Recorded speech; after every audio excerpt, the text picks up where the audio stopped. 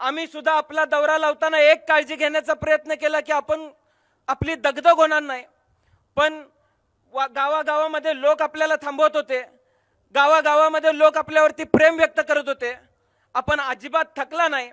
आबांवरचं प्रेम साहेब आपण दाखवून दिलं आणि मला निश्चितपणाने विश्वास आहे की आबा असताना ज्या पद्धतीने या मतदारसंघावरती तुमचं लक्ष होतं तेच येणाऱ्या काळात सुद्धा राहील, एवढीच इच्छा मी आज या शेतकरी मेळाव्यामध्ये व्यक्त करतो।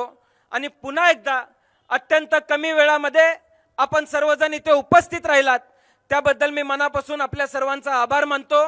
साहेब, मी आपल्याला सांगू इच्छितो की विधानसभेचं वारं या शहरामध्ये या मतदारसंघामध्ये फिरलं जातंय। मी अनेक लोकांशी चर्चा करतोय, या मतदारसंघामध्ये फिरतोय, या मतदारसंघातल्या लोकांचा प्रतिसाद बघितल्यानंतर मी आपल्याला सांगू इच्छितो की कुणीही यावं, पैलवान छोटा असेल किंवा मोठा असेल त्याचा फरक पडत नाही।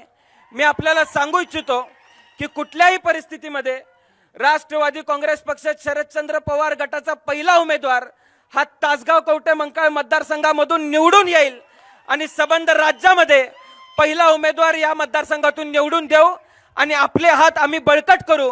राज्यामध्ये केंद्रामध्ये आपली मान ताटमानेने फिरेल, एवढीच ग्वाही मी आपल्याला या शेतकरी मेळाव्याच्या वतीने देऊ इच्छितो। एवढंच बोलून मी माझे 2 शब्द संपवतो। जय हिंद, जय महाराष्ट्र, जय राष्ट्रवादी। महाराष्ट्रातील सर्व बातम्यांचे विश्वासार्ह व्यासपीठ, सकाळच्या सर्व सोशल मीडिया प्लॅटफॉर्मला लाईक, फॉलो आणि सबस्क्राईब करा।